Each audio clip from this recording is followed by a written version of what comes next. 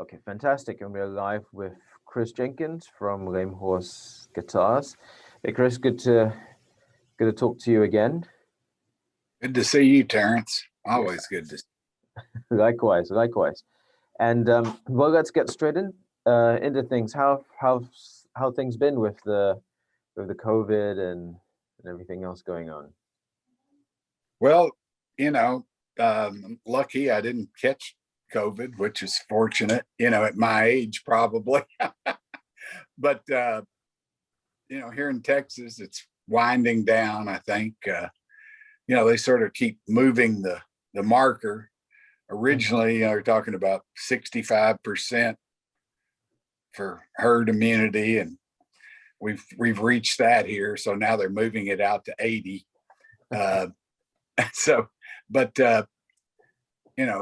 Everything's been open for a good while, except bars and restaurants. But 4 weeks ago, they opened those 100%.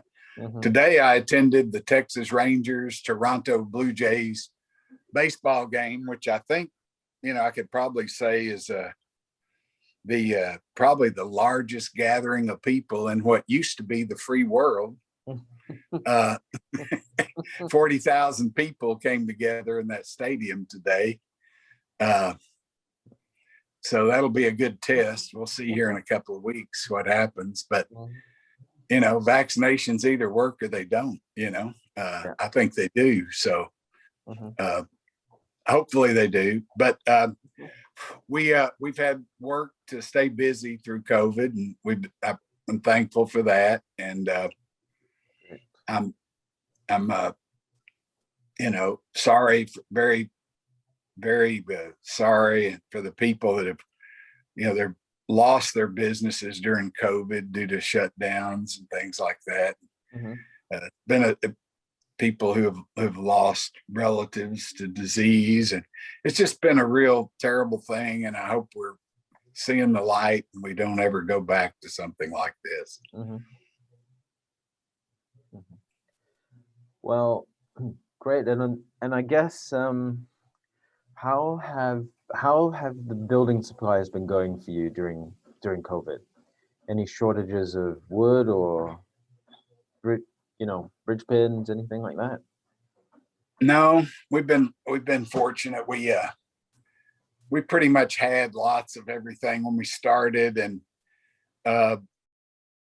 we've been able to LMI is we get some small parts from them, and they've worked really hard to be open. I'd really like to salute them, because even in the beginning, when as harsh as California's shutdowns have been, they were answering phones from home, and Chris Harrod was sitting at home having his phone forwarded there, and they had a skeleton crew working from the warehouse as much as they could, and they were getting things out. And if there was something we needed, they did it. And but we were lucky enough to pretty much have what we needed to do that. And our other supplier of things that we didn't have, our case supplier, Carlton, they're down in Austin, so they were open the whole time, and they've been working, and they're just wonderful people to work with. And we're so lucky to have them close by. They're really close to Jeremy's house. His shop is in his house, and the basement of his house, and down there in Austin, and he can run over there when he needs to. And so that's a real fortunate occurrence. We've just been really lucky, And our wood supply, if we were in a really bind for, we've been able to get tops, really super fine Italian tops, because our good friend and Simone Bonanomi, who is a PhD physicist and works with us on that end of measuring and evaluating Italian spruce tops. He lives about 10 minutes from Revolta there, and he can pop over there and get tops, and they can get them out. They've been able to get them out for us. We've gotten a couple of shipments of tops, and so we haven't really. We had plenty of tops, but we've gotten some just the same. So everything's been good for us there. I mean, we've been lucky. I know that people, like people who build electrics and stuff, they've really had a tough time. All Parts doesn't have anything, I don't think, in stock, and we have a huge supply of tuners we had specially made for us for our guitars from Graph Tech. They have wonderful, wonderful tuners, and but they didn't make a slot head version of them, and they said if we wanted a slot head version, we would have to have a whole batch made just for us. Well, fortunately, just before COVID hit, we went ahead and did that. We got that shipment in, and so we had a few hundred sets of tuners, so we were in good shape there.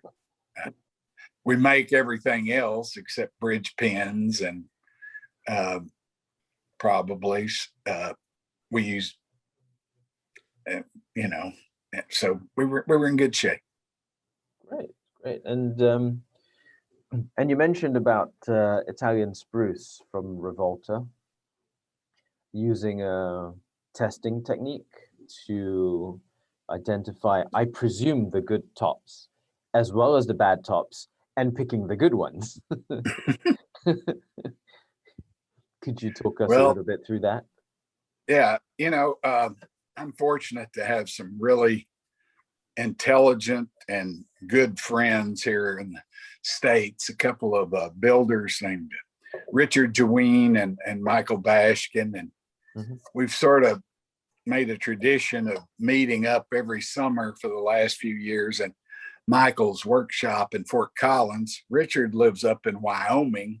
Of course, I'm down in Texas, and I like to go to Colorado and go fishing anyway.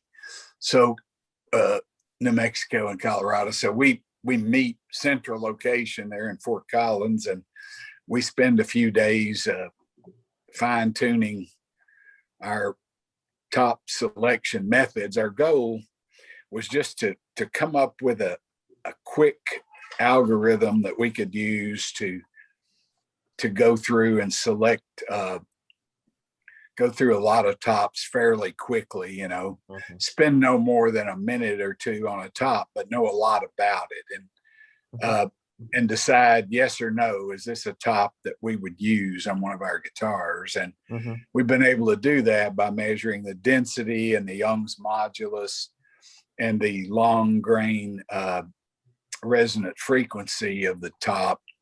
We can get tons of information, and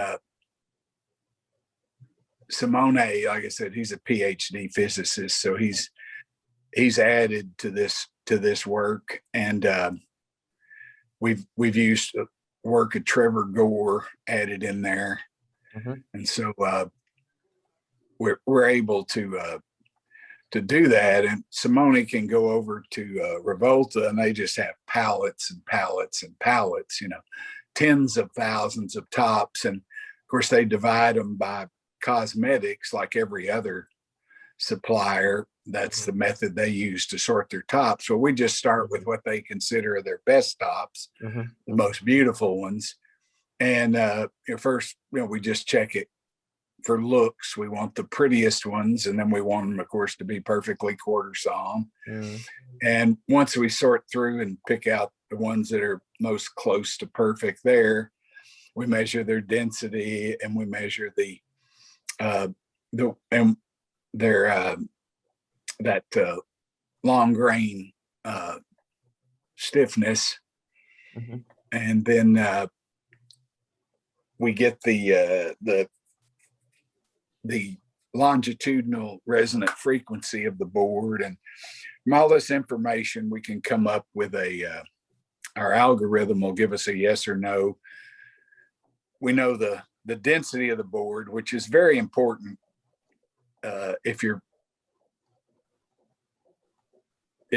before you build a guitar. If you try to build a guitar out of wood that's too heavy, you're just not going to be successful. I don't care what happens. And this is my personal problem with some types of spruce. Now there's some types of players that play extremely hard, really, really beat on the top. And so you need heavier wood and stiffer wood for those types of players. And but if you have this information quantified, you can pick out those kind of tops for them. But even for those players, if you can get tops that are stiffer but still a little bit lighter, you're going to be more successful than if you're using you have to go with an extremely heavy top to be stiff.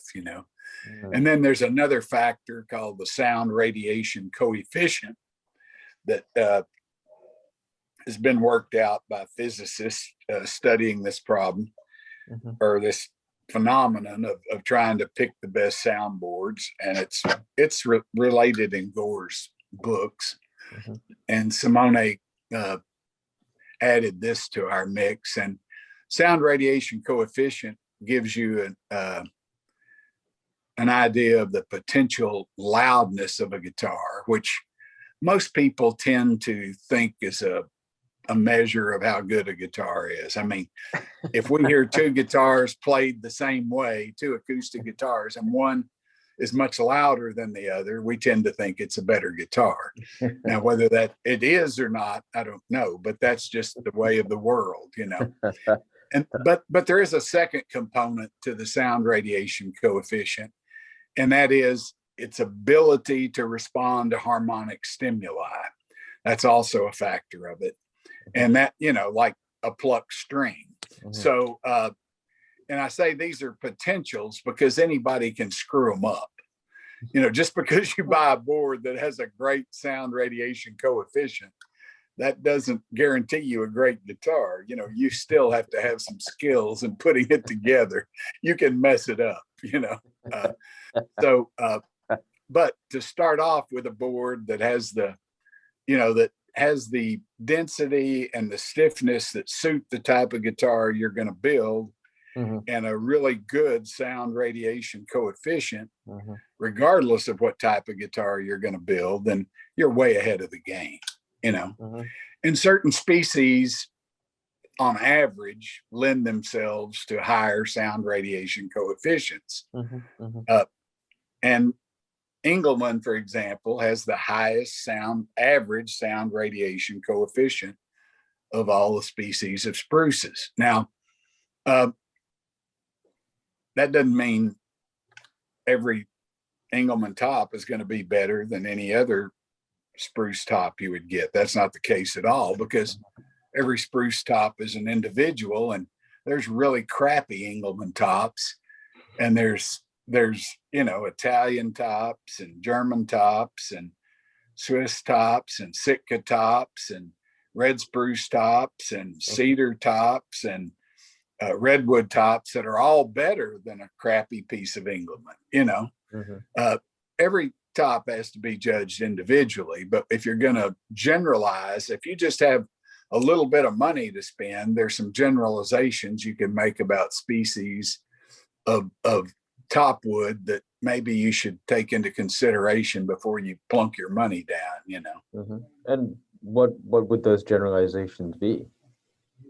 Well, as much as maybe some people hate to hear it, Engelmann is the king of tone woods. It has the highest SRC. It has the best strength to weight ratios. And, it's very pretty. You get really nice, white, pretty Engelmann, and you put it with nice, pretty, white European spruce, and you can't tell the difference, Appearance is not something you can go by with between Engelmann or Italian or German consistently. There are characteristics. Usually Engelmann is much more even grained than the European spruces.